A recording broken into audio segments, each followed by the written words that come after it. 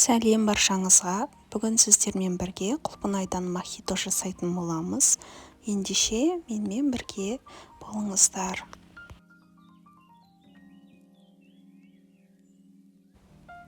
Банканы осылай жуып тазалап стерильдеуге 10 минутқа осылай қойып қоямын. Әркім өз қалауына қарай стерильдесе болады.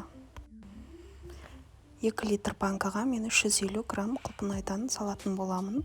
Айта кететін, мята, апельсин құлпынайды жақсылап жуып шайып, апельсинді ішіндегі ұрықтарынан тазалап алдым. Осы жерде мен мятаны көбірек қосып жіберіппін, сондықтан 2 литр банкаға бір үзім мята жетеді. Және де бірден шекерімді салатын боламын. 2 литр банкаға 200 грамм шекер қосамын.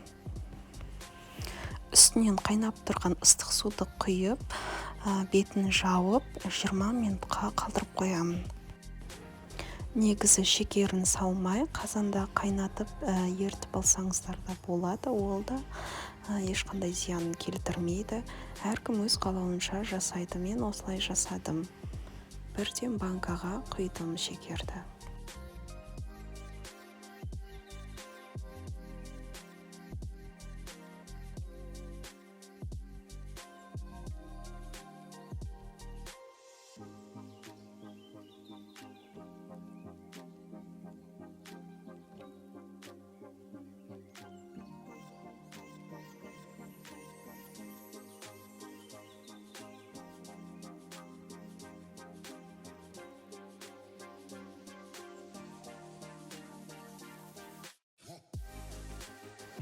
Жиырма минут уақыт өтті. Енді осы суды қайтадан төгемін.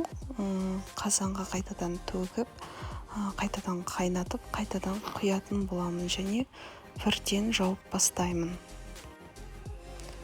Айта кететін жайт, менің видеоларымды көп адамдар тіркелмей көреді екен.